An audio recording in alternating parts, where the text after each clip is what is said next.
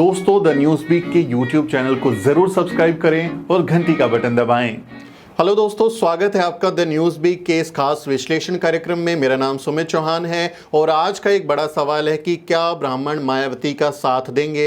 UP की राजधानी लखनऊ से आज कुछ तस्वीरें आई। ये तस्वीरें जो हैं यूपी की राजधानी लखनऊ में बसपा के ब्राह्मण सम्मेलन की हैं। जो अलग अलग जिलों में ब्राह्मण सम्मेलन हो रहा था उसका आज समापन हुआ और खुद बीएसपी अध्यक्ष मायावती ने इस ब्राह्मण सम्मेलन में शिरकत की और उनके लिए स्तुति गान गाए गए। ब्राह्मण समाज की ओर से शंख बजाए गए, नारे लगाए गए कि हाथी नहीं गणेश है, ब्रह्मा विष्णु महेश है और जय भीम के साथ साथ जय सिया राम के नारे बसपा के ब्राह्मण सम्मेलन में भी लगे। तो ये जो तस्वीरें इन्होंने यूपी की सियासत के साथ साथ देश की सियासत में भी कई तरह के सवाल और अटकलें जो हैं वो लगाने का दौर बढ़ा दिया है कि आखिर होने क्या वाला है यूपी विधानसभा चुनाव में। तो अभी हम इस वीडियो में इस सवाल का जो है इसको डिकोड करेंगे, इसको समझने की कोशिश करेंगे कि क्या वाकई में जो ब्राह्मण समाज है वो मायावती का साथ देगा या नहीं देगा। हम कुछ आंकड़ों के जरिए समझने की कोशिश करेंगे।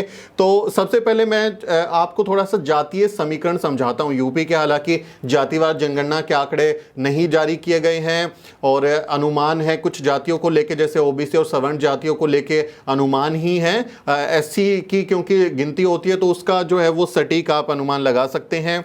बसपा का जो वोट बैंक, जिसको कोर वोट बैंक माना जाता है, वो जाटव जाति को माना जाता है क्योंकि मायावती खुद जाटव जाति से आती हैं। तो उसका जो जनसंख्या आबादी है वो करीब 12% यूपी की जो जनगणना है उसमें है। और उसके अलावा यादव समुदाय, जिसको कि समाजवादी पार्टी का कोर वोट बैंक बताया जाता है, वो करीब 10% उनकी हिस्सेदारी है यूपी की राजनीति में। और उसके बाद जो अनुमान है, मीडिया रिपोर्ट्स हैं, कुछ सर्वे हैं, जातिवार जनगणना के आंकड़े नहीं है तो मैं सिर्फ हवाला दे रहा हूं सर्वे का। वो कहते हैं कि तीसरा जो जाति है जो कि तीसरी सबसे बड़ी जाति बनती है वो है ब्राह्मण समुदाय। उसमें 8 से 10% के आसपास यूपी में ब्राह्मण है, ऐसा दावा किया जाता है सर्वे में। तो अगर हम इसको ये समझने की कोशिश करें कि जो यादव वोट बैंक है, अगर वो अखिलेश यादव के साथ जाता है, उनके प्रति समर्पित रहता है, तो अब बसपा के लिए जो टारगेट करना है वो हो गया, एक तो जाटव आ गया, अन्य दलित जातियां हो गई। और उसके अलावा अगर ब्राह्मण वोट बैंक उनके साथ आता है तो करीब करीब 22% के आसपास उनका जो है वो वोट शेयर हो जाएगा। और उसी रणनीति पर बहन कुमारी मायावती काम कर रही हैं क्योंकि 2007 में जब ऐसा हुआ था कि ये बार बार ये कहा जाता है कि 2007 में सोशल इंजीनियरिंग जो है वो बहुत काम आई मायावती की। दलित और ब्राह्मण साथ आए और उन्होंने जो है मिलकर बसपा को पूर्ण बहुमत दिलाया। 403 सीटों में से 206 सीटें उन्होंने जीती थी और पहली बार यूपी में पूर्ण बहुमत की सरकार बीएसपी ने बनाई थी। ये पहली बार हुआ था, वो चौथी बार बहन जी जो हैं वो सीएम बनी थी। तो उस समय की ये दावा किया जाता है कि उस समय ब्राह्मण आए थे। तो क्या वाकई आए थे, क्या ये हुआ था? इस पर जब हम आंकड़ों को तलाशते हैं, जो सर्वे हैं उसको हम तलाशते हैं, तो कुछ हैरान करने वाले जो हैं वो आंकड़े जो हैं आपके सामने आते हैं। आपको पता चलता है कि असल में हो क्या रहा था। तो कुछ आंकड़े मैं आपके साथ साझा करता हूं, फिर मैं बताऊंगा कि 2007 में बसपा को कितने % वोट मिले थे, उसका मैं आपको आंकड़ा बताऊंगा। ये जो है सीएसडीएस लोकनीति और इंडिया टुडे ग्रुप का एक जो है ग्राफिक्स है, उसके ज़रिए मैं आपको ये बता रहा हूँ जो उन्होंने डेटा साझा किया। उन्होंने कहा है कि जो ब्राह्मण हैं वो कब कब बीजेपी के साथ रहा, कौन से चुनाव में, और कितने % बीजेपी को उन्होंने वोट किया है। पहले ये समझिए, फिर बसपा के बारे में हम समझेंगे। दिलचस्प जानकारी है ये। 1996 का जो चुनाव था, असेंबली चुनाव हुआ यूपी में, उसमें 71% जो ब्राह्मण हैं उन्होंने बीजेपी को वोट दिया। ये पोस्ट मंडल का जो दौर है जिसमें ये बाबरी मस्जिद विध्वंस और फिर मंडल की जो कमीशन की जो अनुशंसाएं थी उसके अगेंस्ट में कमंडल और रथ यात्रा, और वो पूरा का पूरा ध्रुवीकरण का दौर है। हालांकि उसमें सरकार बनी थी एसपी और बीएसपी ने, एक नारा था मिले मुलायम कांशी राम, हवा हो गए जय श्री राम। उस दौर का ये जब चुनाव हुआ था 1996 में, तो 71% ब्राह्मणों ने बीजेपी को वोट दिया था। फिर 2002 का जब चुनाव हुआ तो 49%, 49% ब्राह्मणों ने बीजेपी को वोट दिया।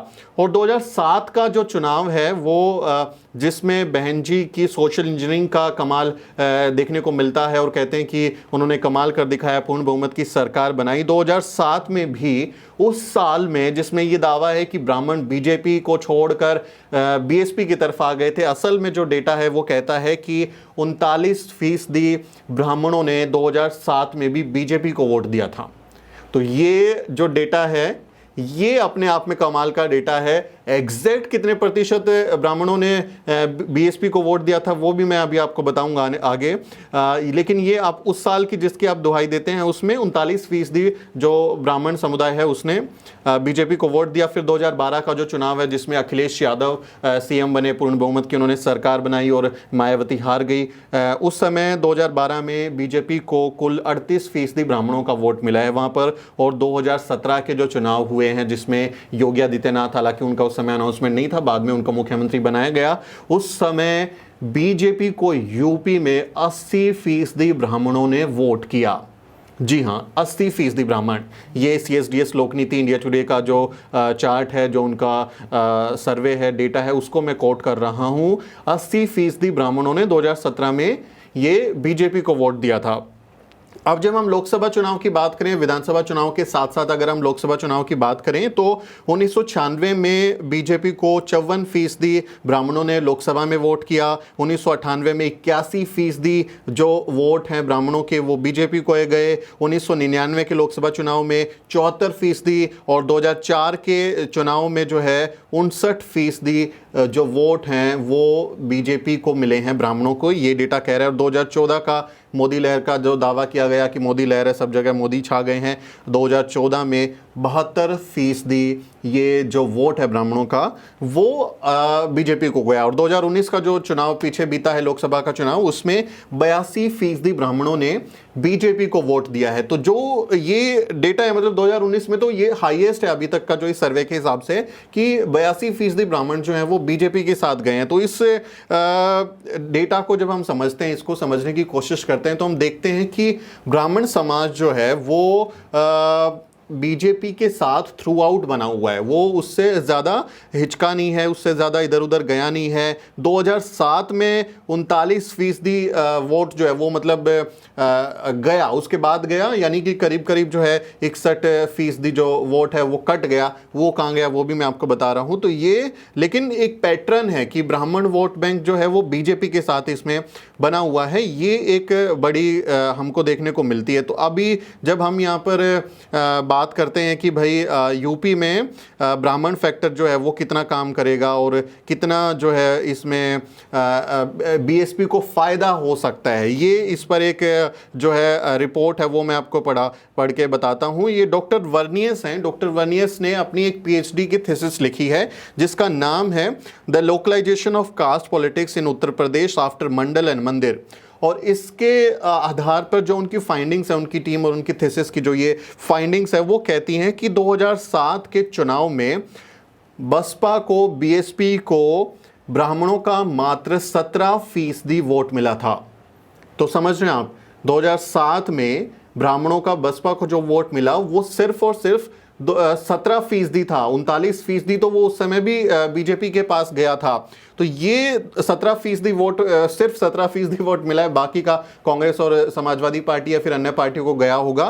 तो ये महज 17% वोट शेयर था ब्राह्मणों का जो बीएसपी को मिला। और फिर बाकी दलित कम्युनिटी का और अल्पसंख्यक जो मुसलमान हैं उनकी तरफ से जो वोट मिले, तो बसपा करीब करीब जो है अपना पूर्ण बहुमत हासिल कर लिया, 206 सीटें उन्होंने जीत ली और सरकार बनाई वहाँ पर। तो उसमें ये क्रेडिट देना कि सिर्फ ब्राह्मणों की वजह से बसपा जीत गई थी, ये इस डेटा के मुताबिक छलावा है, वो धोखा है, ऐसा नहीं हुआ था।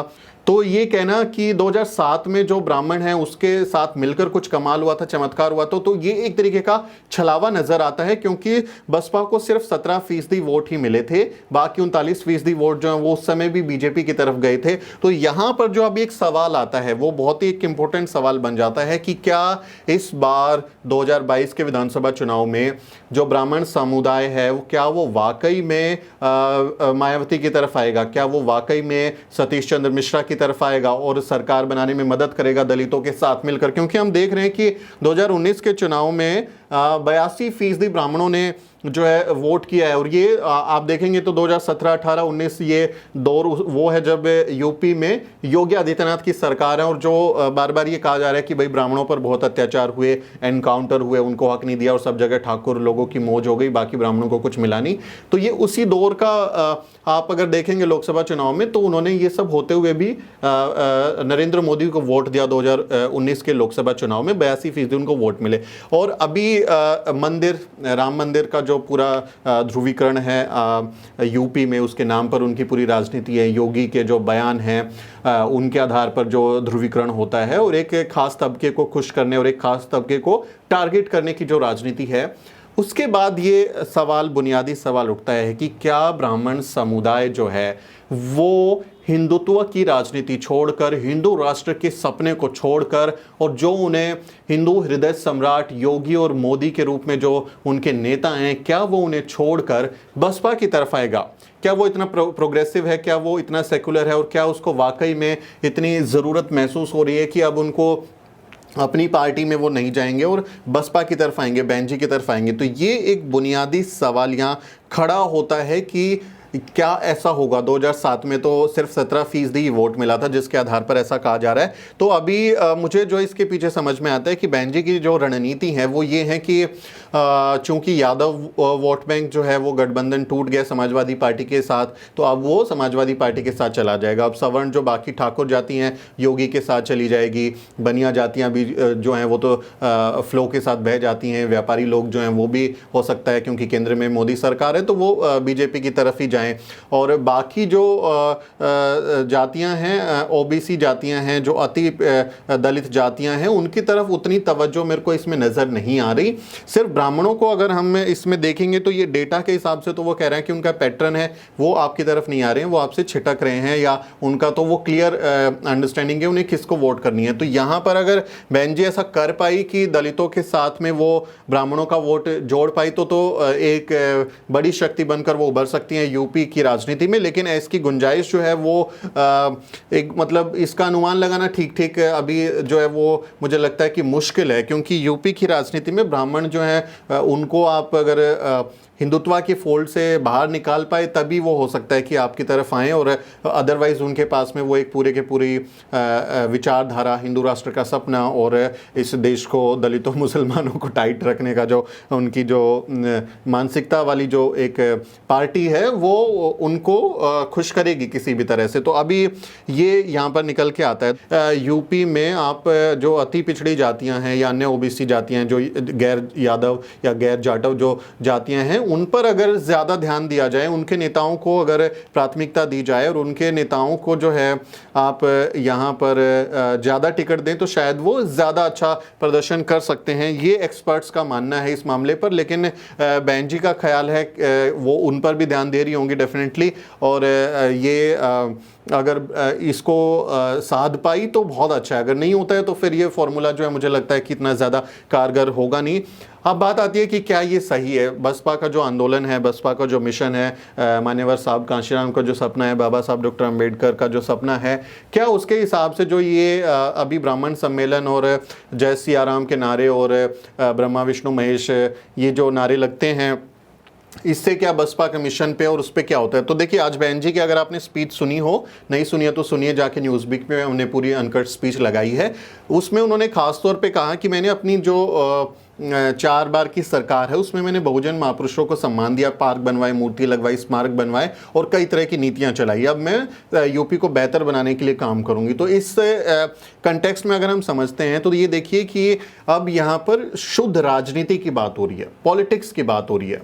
यहाँ पर जो मिशन है या बाकी जो चीज़ें हैं उससे अब थोड़ा सा आगे बढ़कर अगर आप देखेंगे तो शुद्ध राजनीति की बात हो रही है। और राजनीति में साम दाम दंड भेद करके आपको कुर्सी हासिल करनी है, सत्ता हासिल करनी है, और जब सत्ता होगी तभी आप कुछ फ़ायदा अपने लोगों का कर सकते हैं या अपने हिसाब की नीतियां बना सकते हैं।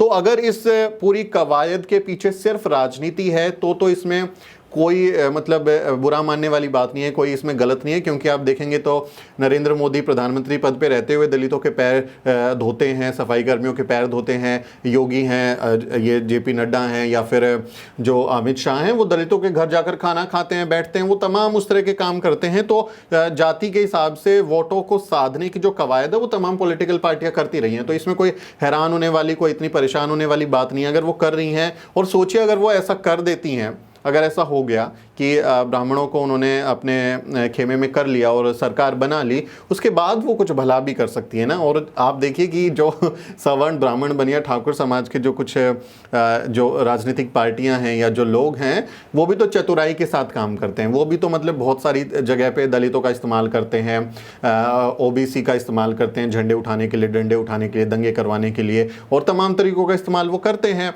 अब उसमें अगर ये जो है बहन जी इस तरह की अगर राजनीतिक एक्टिविटी करती हैं, तो मुझे लगता है कि राजनीति के लिहाज से ये हमको इसमें कोई बहुत नहीं पड़ना चाहिए, क्योंकि वो सत्ता में रहेंगी तभी वो कुछ कर सकती हैं। अभी वो सत्ता से अगर बाहर रहती हैं, सीटें नहीं आती हैं, तो बताइए आपका और मेरा भला वो क्या भला करेंगी। सत्ता में रहेंगी तभी आपके मेरे जैसे बहुत सारे लोगों का भला कर पाएंगी। तो अगर सत्ता हासिल करने के लिए, क्योंकि सत्ता जो है वो चाबी है तमाम तरीके के जो सुधार होंगे, जो नीतियां बनेंगी, जो लाभ लोगों को पहुंचाया जाएगा, तो उसके लिए सत्ता को हासिल करना प्राथमिकता है। तो उस नज़रिए से अगर देखेंगे तो आपको लगेगा कि ये ठीक है यार, अगर बाकी पार्टियां भी ऐसा कर रही हैं तो अगर हम भी कर लेते हैं, और अगर हम उनको चतुराई से इस्तेमाल कर पाते हैं तो उसमें क्या बुराई है। अगर हमारी सरकार बनेगी तो हम जानते हैं कि 4 बार की सरकार में भी बहन जी ने बहुजनों का बहुत ध्यान रखा है, और अगर वो 5वीं बार भी मुख्यमंत्री बनती हैं तो वो बहुजनों का डेफिनेटली बहुत ध्यान रखने वाली है। इसमें तो कोई शक की बात नहीं है, क्योंकि वो बहुजनों की एक सम्मानित नेता हैं और उनके लिए उन्होंने काम भी किया, करके दिखाया है। तो अगर सरकार बनती है, वो 5वीं बार सीएम बनती है, तो डेफिनेटली वो हमारे लिए काम करेंगे। तो उसको राजनीति के लिहाज से समझने की जरूरत है। मिशन का जब हम नाम लेते हैं, मिशनरी थॉट जो आइडियोलॉजी है कि वो मूल निवासी बनाम विदेशी आर्य की जो टकराव है, उसके नजरिए से अगर आप देखेंगे तो फिर ये गलत नजर आता है कि ये ऐसा नहीं होना चाहिए, क्योंकि हम जिस विचारधारा को लेकर चलते हैं, हमारी जो विचारधारा है उसके हिसाब से तो वो जो है विरोधी खेमा है, और उनके साथ तो लगातार सतत संघर्ष चलता रहता है। तो उनके साथ जैसे काशीराम साहब ने भी कहा था कि जिनके साथ समझौता होता है उनके साथ संघर्ष नहीं होता, और जिनके साथ संघर्ष होता है उनके साथ समझौता नहीं होता।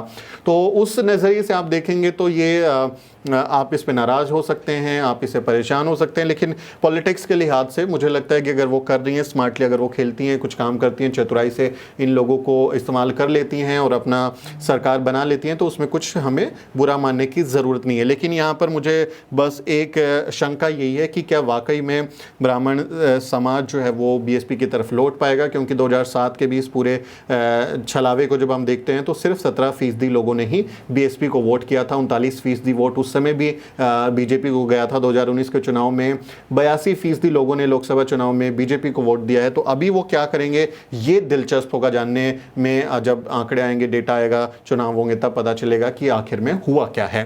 तो ये था आज का विश्लेषण। मैं ऐसी उम्मीद करता हूं कि आपको इससे कुछ लाभ हासिल हुआ होगा, इसको डिबेट को समझने में आसानी हुई होगी। आपका इस बारे में क्या कहना है आप कमेंट के जरिए बताएं, अपनी बात लिखें, हम आपके कमेंट पढ़ते हैं। और ये वीडियो अच्छा लगा है तो इसे लाइक और शेयर जरूर करें, और साथ ही हमारे चैनल को भी जरूर सब्सक्राइब करें। मेरा नाम सुमित चौहान है और इस वीडियो को बनाने में मेरी मदद करेंगे मेरी सहयोगी अजरा परवीन। साथियों, हम अगले वीडियो में मिलेंगे और ये विश्लेषण कार्यक्रम जो है लगातार हम अलग अलग मसलों पर आपके सामने लाते रहेंगे। अगले वीडियो में मिलते हैं साथियों, तब तक अपना ख्याल रखें।